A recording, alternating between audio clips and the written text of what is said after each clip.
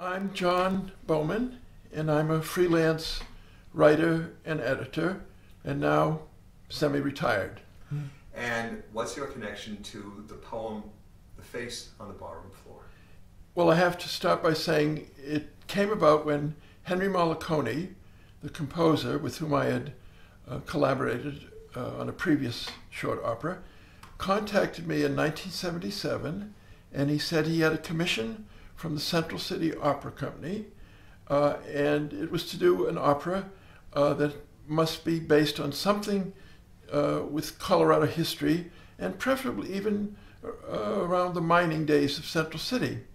And it so happened I had an old army buddy with whom I had been involved in opera productions, who I knew had actually once interned at Central City Opera and came from Colorado, and I quickly contacted him, and he sent me some information which included this picture of a portrait on the floor of the Teller House, a bar in Central City. And it told the story and claimed that it was the face on the barroom floor based on a poem. And so that sent me at once to look up the poem. And perhaps getting ahead here, I would soon learn that the face on the barroom floor in the Teller House came in 1936, did not inspire the poem. The poem had been published in 1887. But that was my first introduction. If I had heard of the poem as a young man, I do not recall that. Oh, so, tell me about the poem. The poem was written by this somewhat mysterious man, Hugh Antoine Darcy, that's D apostrophe, the French Darcy, who was evidently, I've since discovered, his father was French, his mother was English. He was brought up for a while in England, and then they emigrated to the United States. In any case, he seems to have totally mastered not only the American language, but something of American feel for the American, culture. And he was a sort of a balladeer poet of the time, late 19th century. Young man when he wrote this. He would have been, come to think, he was born in 1843. Well, he was 44 years old. And he published this, and it had immediate success. By the way, it was then titled The Face on the Floor, not the barroom floor. That got added because it takes place from almost the first words of the poem. It's in a barroom. And he went on and married the daughter of a early Hollywood producer whose name for the moment escapes me, and then had a minor career in Hollywood in writing scripts and in the production and through his wife's connection. Died in 1925. And although he published at least one volume of these popular ballad poems, he has no reputation for anything except this one poem. I would just like to add, by the way, that it's of the same genre as a still better known poem, Casey at the Bat, which was published in 1888, exactly 1 year later. It's just interesting that these two American gems were published within such a close time period. You told me that you're a historian and a writer. Yes. And so I would imagine you have some thoughts about what was poetry like, what was American poetry like in the 1880s? Where did it stand in terms of popular culture? Well, I had not expected to give my attention to that, but if we think about it, it was at a time of Longfellow, James Russell Lowell. Those are the two best-known poets, and they certainly were writing similar. The Ride of Paul Revere, Hiawatha, they were the same type of ballad poems, and everybody would recite them.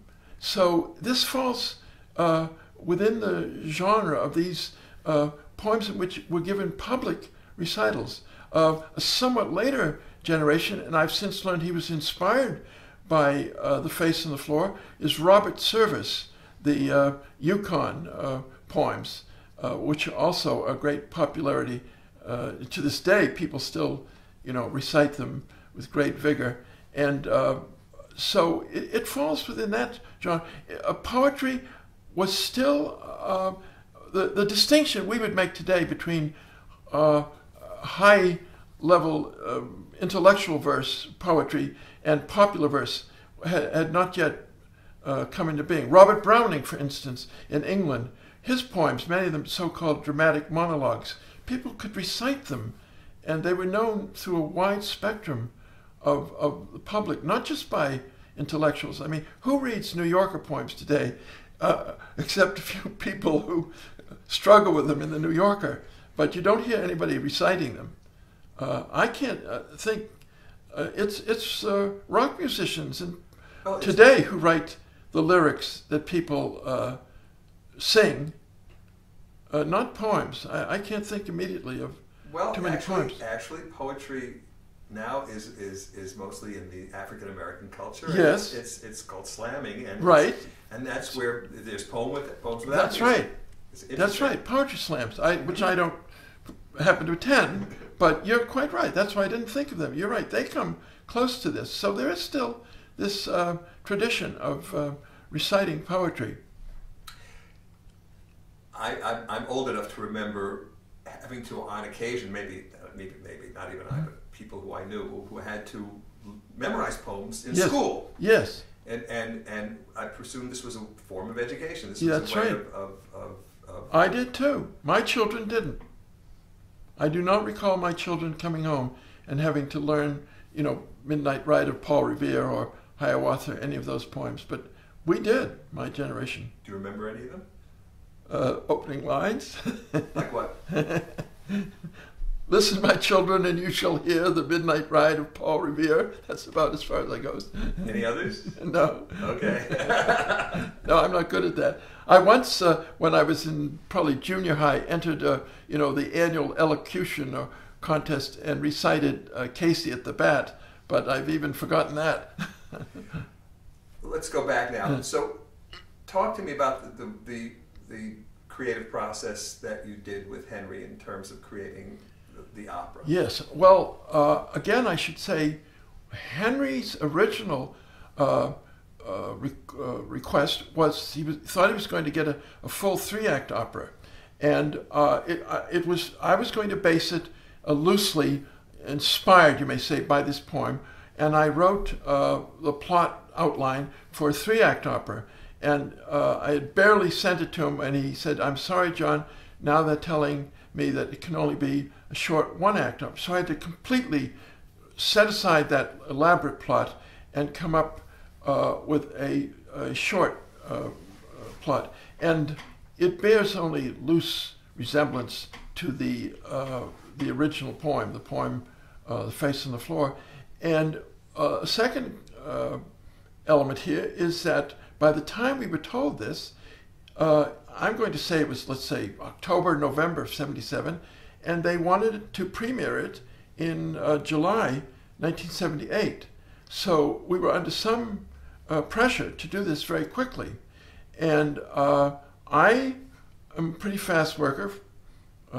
Maybe I should blot a few more lines, but I had to get this to Henry, and he liked my libretto and said he'd start to work on it at once. And by now we were certainly into January of 1978, and Henry had to really produce it. And for the most part, he stayed with my words. Again, perhaps if he had had more time, he would have sent more back to me, but he pretty much set my words. And like any composer, he could get to repeat lines and return to lines. I mean, that's what a composer does. And in one instance, he said, "John, I'm going to ask you to do this. I have a melody that I've written, and I want to use it, and I want the young woman to sing this melody at a certain place, and I'm going to ask you, in this instance, to write words for that melody." Well, I'm not a trained musician, but I was an old choir boy, and I still could carry a tune in those days. And he sent me a tape of the melody, and I can still remember I played the tape, and I would walk around Northampton, where I lived, Northampton, Mass, and I'd keep the tune until I got it in my mind. And since I knew the plot, the point in the plot, and what this young woman would be singing at about that point, I actually composed the words to fit that music. But that was the only instance. I've since discovered that most people I run into assume that it works the other way. They assume that since the music is really the most important element in an opera, that the composer writes the music and sends it to a librettist to set words to. But in fact, it tends to work the other way. Especially with Shakespeare. Yes, right. Give me a reasoning behind the story. I mean, how did the story come to you? Here you are, you're faced with this da-da-da-da-da-da-da-da-da-da-da, Yes, right. and you have to write an opera which is a little less prosaic, and you Yes. what gave you the idea? First of all, did you go to Central City Opera? Did you go to the Teller House? No, I'd never been there. Okay. No, but my friend, this army buddy who had told me, he had a lot of materials since he had grown up in Denver and spent time at Central City. He sent me a package of materials, brochures and things. So I had an image, clear pictures of the place, and of course the painting on the floor. And I read the poem, and I'm a really can't claim to know exactly. At one point, I had, if you will, the inspiration to write the libretto the way I did, to structure it all. It's in the poem, I guess I should say, this derelict vagabond comes staggering into Joe's bar and can't afford a drink, and he asks if some of the patrons in this bar. By the way, it's since it's 1887, we can set it in a time, but it's not specifically a Western bar. It's a bar, and he asks for a drink. He says he has no money, and other patrons at the bar are kind of sort of throw the bum out, so to speak. And he says, "All right, I'll paint a portrait of the woman I loved, and I'll tell you the story." And I was a painter, believe it or not. I was once a prosperous painter, and I fell in love with this young woman, and she fell in love with another man, and he swept her away. And ever since then, I was so devastated, I fell apart, and now I'm down on my luck. And but I'll paint her portrait on the floor if you'll buy me a drink. And he paints the portrait, and then the last line, with a shriek, he falls dead. That's the way the poem goes. Something about that, I didn't want to write an opera quite on that, and I got this idea of setting it first in the framework of a couple that walks into the bar and their story, and then they get like a flashback to a man who paints the portrait on the floor, and then we come back to the present. And I really can't say exactly any longer when I got that notion, but it must have come to me pretty quick, because I didn't have too much time to kick it around. It's kind of cinematic. I mean, there are many movies are just like that. Yes. And actually, I'm trying to think of what I want to do, Mm-hmm. since I have this whole little playpen to play in, because they're giving me a lot of time with the performers. And I was thinking of filming the modern part in the theater and the other part in the Teller bar. Oh, So yes. there'd be two different settings. Right. To see, because we were filming, Yes. we could even have two different costumes. We don't have to. Yes, you everything could do the same. that. I don't know how Henry feels about that, because Right. I haven't told him yet. Right. But that could be kind of exciting. Right. You know, the premiere, and for the first few years, the production was done in the Teller House bar with the actual portrait on the floor. And it was the stage director, I think it was Robert Darling. I don't know whether he's still, was one of the people you'll be interviewing. He, I thought, had the brilliant idea. Since the portrait had to be painted, he put a light sand over the portrait, and as the painter used his brush on the floor, he was revealing the painting. Well, after doing this a few times, the bar owners said, you know, this is getting to be too popular. We thought, you know, if you're going to do it a couple times, but here it is now the third year, and you're still brushing sand over the portrait. That won't go. So they moved it across the street, as I understand it, into what they call the stables, and set up a stage setting bar. But the portrait is on the floor, and that was painted in 1936, it turns out. Has little or nothing to do. Maybe the painter, I'm willing to believe the painter knew of the poem. It was probably still popular, but he was inspired by the poem, not vice versa. Do you know how that occurred? The actual painting occurred? There are different stories. One is that he had some kind of a falling out with some other person involved with the Teller House, and that person left, and almost not in spite, but sort of as a parting shot, he is alleged to have left this, like his calling card on the floor. Some punishment. Yes, right. And of course, I'll make this a landmark yes, forever. Right, right. That'll teach him. Yes, right. And then his name is Herndon Davis, Herdon, and you can look him up. He had a slight reputation as an illustrator artist, and went on, as I understand, to be a painting at the Smithsonian Institution as part of their exhibits. You know, when they needed murals or Western painting, especially Western scenes. He's one of in this genre of Western painting. Had as I say, a small reputation. It's interesting, isn't it, that the poem was in honor of Central City and yes. their environs, and of course yes. the last opera that was done on the same basis was the Ballad of Baby Doe. Yes, that's right. Which is on my label. Right. Right. So that's right. It's inspired several operas, and then there was the musical, Sinkable Molly Brown. Right. Another one came out of that era of the Colorado mining days. Right. Absolutely. Mm-hmm. So the structure. Talk about the structure of the. Give me a description of the structure of the opera. Give me a synopsis of the right. opera.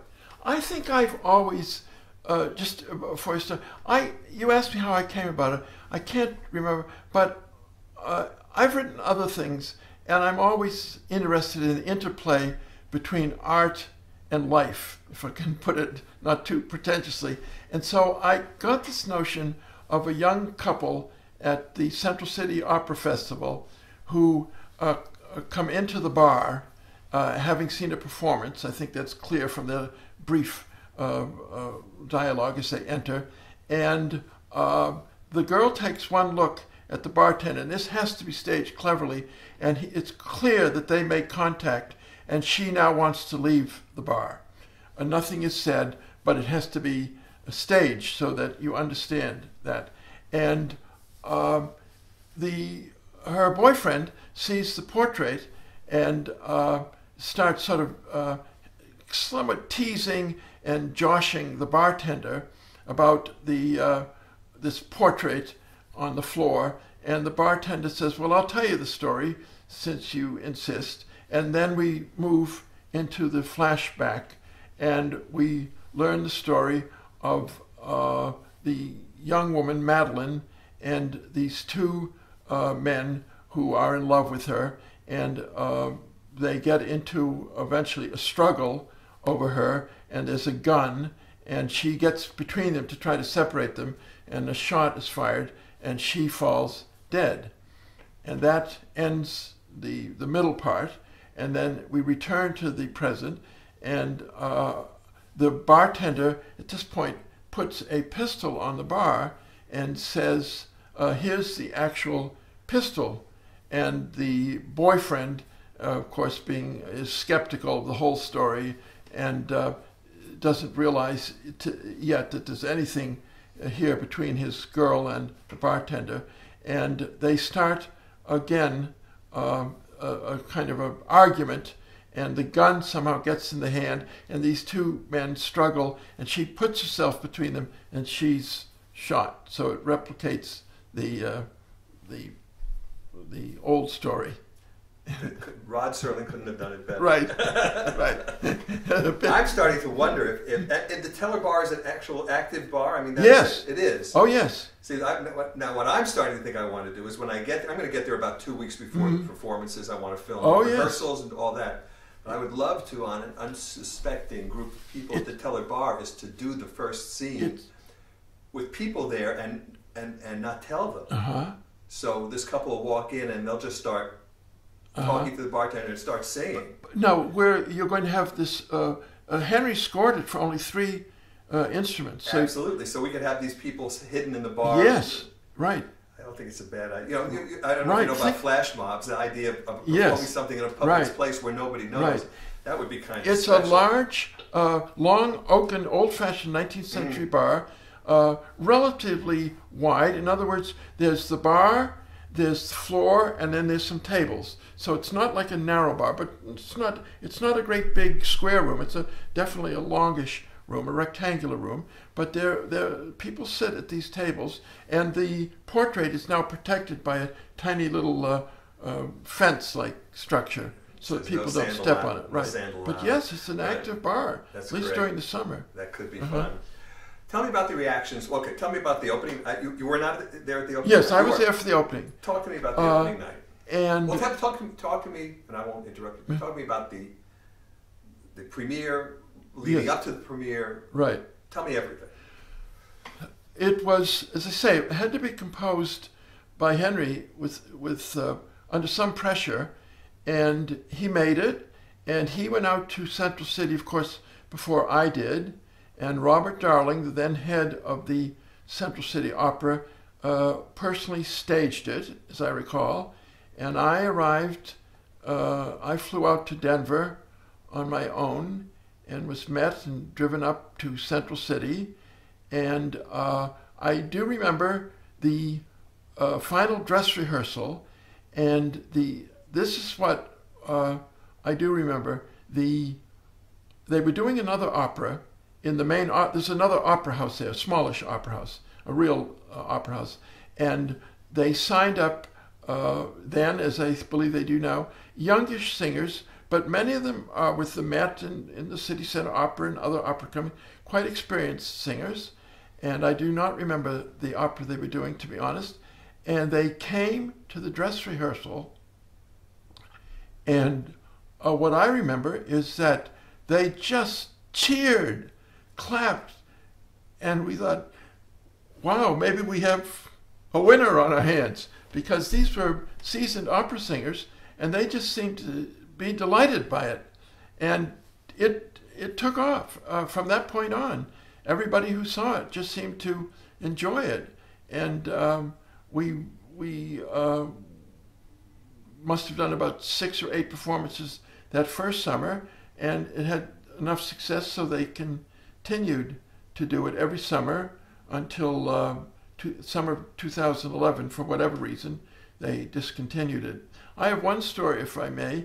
You can edit this out. I stayed around for another couple days, and they had put out a poster for the production, and then they have a store, as so many places do, attached to the opera house, where they sold programmed posters and calendars and memorabilia and whatnot, souvenirs for the whole experience. And Henry and I were in there when a woman walked in and saw the poster. She had seen the opera the night before, or the day before, and she wanted to buy the poster. And the proprietor of the shop said, well, the composer is here. Perhaps you'd like him to sign it. And she said, oh, I'd love that. And Henry said, well, and the librettist is here. And he'd sign it too. And I said, I believe the poster's $10. If Henry signed it, of course, it's $20. And then if I sign it, it becomes $15. And Henry has never let me forget that story. Talk about Henry. How'd you meet? Henry's a whole generation younger than I am, and we came to meet and collaborate because he had gone to New England Conservatory of Music in Boston, And I had a friend there on the faculty, an old composer, musician by the name of Felix Wolfers. A whole generation of American opera singers trained under Felix. And Henry was one of his students, and he had come to Felix probably in more or less his last year, or perhaps he'd even graduated, and said he had wanted to write an opera. He had a little commission from the Lake Placid Opera Company, but he wasn't sure about a libretto. And Felix knew that I was a sort of literary type and said, I have a friend who I think might enjoy writing a libretto for you. And Henry had picked the subject. I had he had picked a Hawthorne story, Young Goodman Brown. And this would have been in the early 70s, I'm going to say, give or take 73, 74. And I did the libretto, the Hawthorne short story, and it got performed one summer at Lake Placid, Lake Placid Opera. And it got a few performances thereafter. It never took off. And then years passed, and we stayed in touch once in a while until he came to me, as I mentioned, the fall of 77. And Henry, of course, went on. I did one other opera with him when he got a commission from San Francisco Opera to do, again, a short opera. And we picked this subject of Emperor Norton, this legendary but historic character, eccentric character, San Francisco Gold Rush days. And we collaborated on that. And then Henry would continue to write operas. Thereafter, and I understood this, he preferred to work with people who would be on the scene with him, that he could work directly with. Even though we had no hard feelings, he just wasn't comfortable with me being here in the East and not being able to get together with him. But he's written, as you know, a number of operas that have had considerable success. Starbird is perhaps one. Perhaps you know of some others. Well, the Coyote Tales. Oh yeah, Coyote Tales, right. Interesting, though, that this opera is the one that everybody knows. Yes, right. And I think that's a great tribute to you and to Henry, and a great tribute to succinctness and shortness.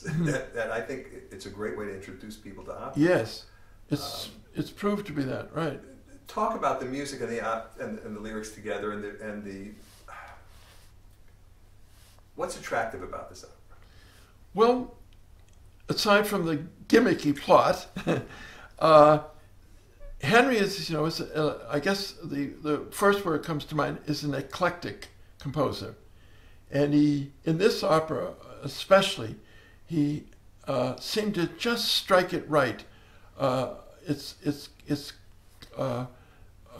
very contemporary. There's no question that it's a late 20th century work, but it taps into, he's, an Italian American. He can't completely avoid his Puccini elements. He even brought in a phrase from La Traviata. He works it in. Oh, I believe, I've just remembered my own libretto. The young woman in the modern opera who comes in, the modern phase, who walks in, is a young opera singer at Central City. And she has just performed, and now she's coming to have a drink with her boyfriend. And so at one point she sings a measure, a bar from La Traviata. And Henry works in all kinds of elements into his music, which I think is what makes it so appealing. It's lyrical. He has melodies that you can actually leave the opera house singing if you have any knack for it. Unlike so many modern operas where there's nothing that most of us can walk out singing. Well, it's funny because this is my second film, and my first film was with David Amram, and in my check the time. Oh, we're fine. In my experience with working in music and working, I recorded a lot of modern music, a lot of Morton Feldman and John Cage. Yes. I finally came to the conclusion that it was all garbage, and it was as bad as anything you can imagine. I mean, and I'm maybe the only person in my business who thinks that way, but certainly working with Amram and being at concerts, the relief people feel when they're going to hear, Yes. they're getting ready to hear a modern piece, and when they hear a melody, it's Right. like a gigantic burden has been taken off of Right. their Right. shoulders. Amram is another one I would call eclectic, Oh, right? no doubt. No There's doubt. no question he's a 20th century composer. It's not that he's trying to pass himself off as anything other than that, but it's delightful music, what I know of his music. His main goal is to entertain, just Yes. like Henry. Right. Everything else is subsidiary. That's He's right. not trying to impress his Right. colleagues at the university. That's right. He's trying That's to make right. the average guy Right. who Right. pays the ticket and Right. sits down That's right. have an Right. enjoyable experience. Right. Give him some melody and some Right. harmony and some rhythm, Right. things that you can hang your Right. hat on. I feel the same way about so much of modern sculpture and modern art. I'm glad on the one way I'm living in this world where all these modern painters and sculptors and musicians you mentioned are doing this, but I can't say they really speak to me. And I do wonder how many of them are going to be listened to and viewed and appreciated 100 years from now. I mean, you just do wonder, right, without naming names, how many people are going to be listening to Milton Babbitt. Well, I always say my joke is, you know, who comes home after a hard day's work, Right. and pours himself a martini, Yes. and sits down and puts on an Elliott Carter piece. Yes. Not even Mrs. Carter. No, right. I agree Right. with you. I think we've gotten so far in all the Right. arts. I have a Right. friend who's an architect Mm-hmm. who's also a jazz musician. He talks about, you know, music and architecture Mhm. and fine art all went through the same thing of let's get rid of everything from the past and start Right. anew, and Right. you can't have art Right. without knowing Right. the past. Right. And so you have buildings Right. in New York City Right. that, you know, Right. in the 50s and 60s Right. that are just Right. abominations. Right. Right. Because, you know, and then you have somebody like Philip Johnson who Yes. did the, you know, the Chippendale building. Yes, you know, right. that everybody just loves to death because Right. everyone has one in their bedroom. Yes. Right. Right. Right. Well, tell me what you would tell a stranger about why they should go see. What would you tell a stranger who's never seen an opera before? Why should they go and see A Face on the Barroom Floor? Well, I think the first thing I would say is that they would just plain enjoy it. And I think I would say the reason they'd enjoy it is because it's concise or short, and it's straightforward, very dramatic. You know what you're seeing. You know what you're hearing. It's accessible. Maybe that's the word. It doesn't sound very ambitious, does it? But I think it's because it's an accessible work, and people just seem to enjoy it. It has an impact too. I think because I'm just realizing because of the, if you will, the gimmicky ending and the shortness, it leaves people quite not breathless, but it really, people when it ends, I find almost pull back. If not literally, metaphorically, they pull back at the ending, and there's something about that impact that they haven't had to sit for 2 hours. I slip in one other. You can even slip in while anything you're. you like. We're still recording. This is all. Oh, really? Tape is free, practically. After I left Central City, I flew out from Denver, and I had to fly to Chicago to change planes. And I took my seat, as it happened, on the aisle, and there was a man on the window and a woman in between us. And after we got in the air, I took out some of my materials that I had, brochures and things, and I was just beginning to look over, read the cast notes and so on. And the woman in the middle, she turned to me and said, "Excuse me, sir," he said, "I can't help but notice, have you come from the Central City Opera Festival?" I said, "Yes, as a matter of fact." And she said, "Oh, well, I was there too." And she sort of said, "Were you associated with it in any way?"